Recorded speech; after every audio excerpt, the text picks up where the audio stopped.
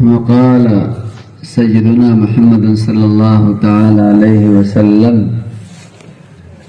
من أحب سنتي فقد أحبني ومن أحبني كان معي في الجنة أو كما قال عليه الصلاة والسلام.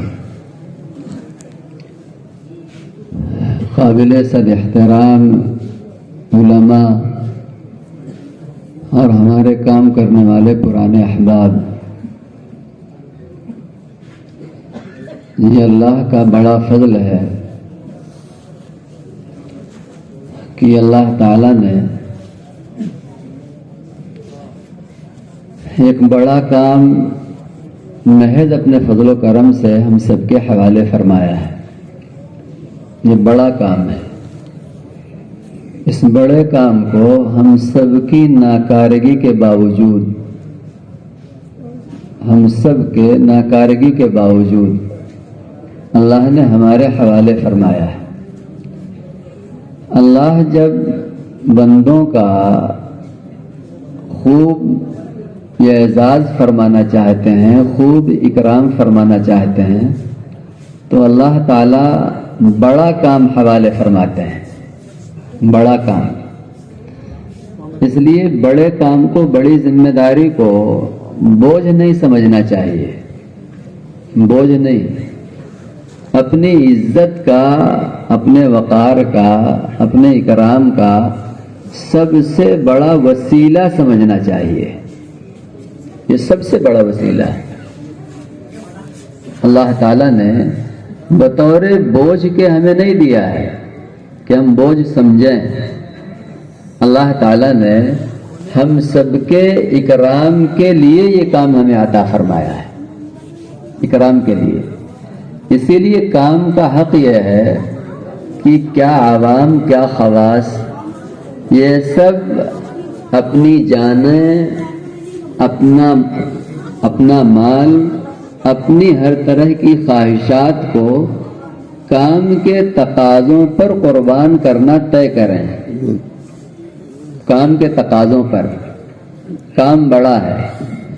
کام کے تقاضوں پر قربان کرنا یہ طے کرنے کی چیز ہے.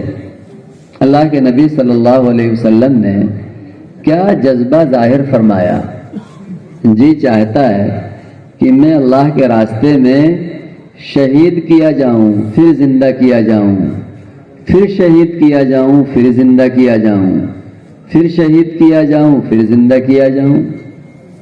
اللہ کی طرف سے جو کام ملا ہے، کام اتنا بڑا ہے کہ اس کام کے تقاضوں کے لیے آدمی کی جان سستی ہو جائے. آدمی کی جان سستی ہو جائے. اگر جان کی قیمت کام کے تقاضوں کے سامنے ہمارے اندر باقی ہے تو ابھی کام کو ہم نے کام نہیں سمجھا. کام کو کام نہیں سمجھا. مولانا الیاس صاحب رحمۃ اللہ علیہ فرمایا کرتے تھے کہ ہم تو یہ چاہتے ہیں کہ ہمارے اس کام کے لیے جانیں اتنی سستی ہو جائیں کہ لوگ ہتھیلیوں میں جانیں لے کر جان کا مصرف تلاش کریں. جان کا مصرف، میری جان لگ جائے تاکہ اللہ کے یہاں میرا بھاؤ لگ جائے. میری جان لگ جائے تاکہ اللہ کے یہاں میرا بھاؤ لگ جائے. یہ اور اپنے ساتھیوں میں اللہ کے نبی صلی اللہ علیہ وسلم نے یہی بات بٹھائی تھی. یہی بات. اسی لیے جب رومی بادشاہ نے حد درجہ اذیتوں کی شکلیں بنائی، حضرت عبداللہ ابن حذافہ سہمی کے لیے قید ہو گئے اور بڑی آزمائش ڈالی. بڑی آزمائش. ہاں، یا تو ایمان چھوڑ دو یا پھر ان تکلیفوں کے لیے تیار ہو جاؤ. پہلے لالچ کہ ہاں یہ لے لو، یہ لے لو، بادشاہت میں شریک کر لیں گے. آدمی جب مال سے بھی آسودہ ہو جاتا ہے تو آدمی کو عہدے کی سوچتی ہے. عہدے کی آج آپ دیکھتے ہیں جب مال آ جاتا ہے تو لوگ امیدوار بن کر الیکشنوں میں آتے ہیں، میں کچھ بن جاؤں، عہدے کی خواہش۔ پہلے مرحلے میں اس نے حکومت میں شریک کرنے کی بات کی تھی، حکومت میں شریک کرنے کی بات۔ جو اللہ کے دین کا داعی ہوتا ہے وہ انسانوں کو اللہ کے خزانے کی طرف بلانے والا ہوتا ہے، اللہ کے خزانے کی طرف۔ جس کے سامنے اتنا بڑا خزانہ ہو کہ اگر سارے انسان، سارے جنات کسی ایک زمین میں کھڑے ہو جائیں، سب اللہ سے اپنی خواہش مانگ لیں، خواہش، سب کو اللہ بقدر خواہش دے دے،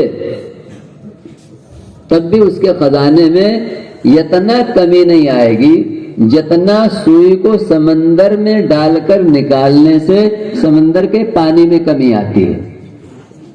اب بتاؤ، جو اتنے بڑے خزانے کو سامنے رکھ کر جینے والا اور لوگوں کو اس خزانے کی دعوت دینے والا، کسی کی آدھی بادشاہت کو قبول کر کے ایمان کا سودا کیسے کر سکتا ہے؟ ایمان کا سودا کیسے کر سکتا ہے؟ اتنے بڑے خزانوں کی طرف دعوت دینے والا، اتنے بڑے خزانوں کہ جس خزانے میں اتنا بھی کمی نہیں آئے گی جتنا سوئی کو پانی میں ڈال کر، سمندر میں ڈال کر نکالنے سے اس پانی میں کمی آتی ہے۔ لا ينقص من ملکی الا کما ينقص المخیط اذا ادخل البحر، یہ حدیث شریف میں ہے، میرے خزانے میں اتنا بھی کمی نہیں آئے گی۔ بتائیے وہ کیسے راضی ہو جائیں گے؟ آج ہم جو بہک جاتے ہیں معمولی مال کے تقاضوں میں، ایسا ہم پھنس جاتے ہیں یا ایسا ڈوب جاتے ہیں کہ دعوت کے بڑے بڑے تقاضے مالی تقاضوں کی وجہ سے، مال میں مشغول ہونے کی وجہ سے، چاہے مال کمانا ہو ملازمت کے راستے، چاہے تجارت کے راستے، چاہے زمیندارہ کے راستے، چاہے اور کسی چھوٹی بڑی مزدوریوں کے راستے، آدمی مالی تقاضوں میں ڈوب کر دعوت کے بڑے بڑے تقاضوں میں جو کمزور پڑ جاتا ہے، وجہ یہ ہوتی ہے کہ آدمی اللہ کے اتنے بڑے بڑے وعدوں کے استحضار سے غافل ہے، وعدوں کے استحضار سے۔ صحابہ میں استحضار تھا، اس لیے کہا نہیں، آدھی کی بات کیا کرتے ہو، تمہاری جو بادشاہت ہے یہ پھر عرب کی جتنی بادشاہت ہیں، روایت میں ہے وما ملکتہ العرب، تمہاری پوری بادشاہت اور عربوں کے پاس جتنی بادشاہتیں ہیں ساری بادشاہتیں قدموں میں ڈال دو، میں پلک جھپکنے کے برابر بھی میں ایمان کا سودا نہیں کر سکتا۔ جان کو خطرے میں ڈالنے کی بات کہی گئی، جان کو، تو جو آخری تدبیر کی گئی اس پر جو کہا ہے، میں اپنے جان کے جانے کے خوف سے نہیں رو رہا ہوں، جان کے جانے کے خوف سے نہیں، جان کے بھاؤ کے بڑھانے کا موقع اللہ نے دیا ہے۔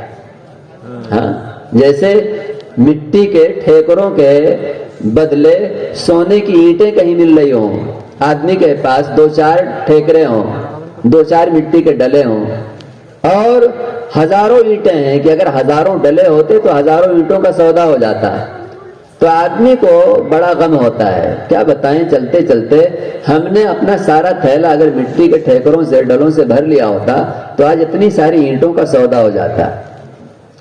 یہ ان کو افسوس تھا، کاش جسم کے عدد کل شعرہ کا لفظ، جسم میں جتنا رواں ہے اس روئے کے برابر اگر جان ہوتی تو میں ایک ایک کر کے ساری جانیں قربان کر کے میں سودا کر لیتا۔ مولانا الیاس صاحب رحمۃ اللہ علیہ چاہتے تھے جان اتنی سستی ہو جائے، اتنی سستی کہ آدمی اپنی ہتھیلیوں میں جان رکھ کے جان کے استعمال ہونے کے مواقع تلاش کر رہا، مواقع۔ ہاں، اس لیے ہم سب کو مشق کرنی ہے اس بات کی کہ یہ کام جان سے بھی زیادہ محبوب ہو جائے، یہ کام جان سے بھی زیادہ محبوب ہو جائیں. مشق کرتے کرتے صحابہ یہاں تک پہنچ گئے تھے. صحابہ، اسی لیے صحابہ کی قبریں حرمین میں کم ملیں گی. حرمین میں کم ملیں گی. ہاں، آپ جائیں گے افریقہ تو افریقہ میں ملیں گی صحابہ کی. یورپ میں بھی مل جائیں گی صحابہ کی قبریں. اپنے ایشیا میں پتہ نہیں کتنا ہے. ایشیا میں ہمارے ملک میں صحابہ کی قبریں ملیں گی ہمارے ملک میں. اور ہم یہ نہیں کہہ سکتے وہ دنیا کے سوداگر تھے. نہیں، ان کی صبح، ان کی شام، ان کی راتیں، ان کے دن ایسا دین کی فکروں میں ڈوبے ہوئے تھے کہ اگر کہیں کا سفر کیا، بہانہ جو کچھ بھی ہو، مقصد ان کا اللہ کے دین کا احیاء. بہانہ کچھ بھی ہو، مقصد تھا اللہ کے دین کا احیاء. اللہ کا دین زندہ کیسے. اس لیے ہم سب کو من حیث الامہ اس تقاضے کو اپنی ذمہ لینا ہے. من حیث الامہ، علماء بھی ہیں اس میں اور ہمارے کام کرنے والے ساتھی. نمونہ بن کر پیش ہونا، نمونہ بن کر پیش ہونا اپنے بعد کے ساتھیوں کے سامنے. نمونہ بن کر پیش ہونا یہ ہماری بڑی ذمہ داری ہے. اللہ کے نبی صلی اللہ علیہ وسلم نمونہ بن کر پیش ہوئے صحابہ کے سامنے. صحابہ نمونہ بن کر پیش ہوئے تابعین کے سامنے، تابعین تبع تابعین کے سامنے، یہاں تک کہ یہ سلسلہ چلتا رہا. چلتے چلتے چلتے چلتے آج اللہ تعالیٰ نے یہ شکل ہم تک پہنچائی ہے. یہ شکل ہم تک پہنچائی ہے. اب ہمارا کام کیا ہے؟ ہمارا کام نمونہ بن کر پیش ہونا. ہمارا کام نمونہ بن کر پیش ہونا. یا تو ہم نمونہ بن کر پیش ہوں گے، ساتھیوں کی زندگیاں اس رخ پر کھڑی ہونا شروع ہو جائیں گی جس پر اللہ تعالیٰ اپنے ہر بندے سے کھڑے ہونے کا مطالبہ کرتے ہیں. کیا مطالبہ ہے؟ انفروا خفافا وثقالا. یہ مطالبہ ہے. نکلو اللہ کے راستے میں، ہلکے ہو یا بھاری ہو نکلو. بیمار ہو تب بھی نکلو، تندرست ہو تب بھی نکلو، معذور ہو تب بھی نکلو، صحیح سالم ہو تب بھی نکلو، غریب ہو تب بھی نکلو، امیر ہو تب بھی نکلو. صحابہ کے سامنے یہ بات اتنی قوت کے ساتھ تھی کہ صحابہ کے ماحول میں جنہیں معذور کہا جاتا وہ بھی خود کو معذور سمجھنے کے لیے تیار نہیں تھے. وہ خود کو معذور سمجھنے کے لیے تیار نہیں تھے. صحابہ کے ماحول میں، ہمارے ماحول میں نہیں، صحابہ کے ماحول میں جن کو معذور کہا جاتا وہ خود کو معذور سمجھنے کے لیے تیار نہیں. یہ ہم معذور نہیں ہیں. جب اللہ کی طرف سے یہ بات آ گئی ہمارا اپنے کو معذور سمجھنا، اللہ کی جناب میں اپنے کو مجرم بنا کر پیش کرنا ہے. یہ استحضار تھا، اپنے کو مجرم بنا کر پیش کرنا.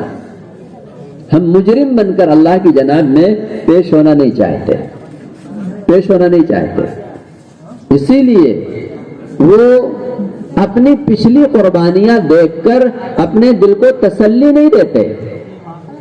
اپنی پچھلی قربانیاں دیکھ کر تسلی نہیں دے لیتے. نہیں، اپنے بارے میں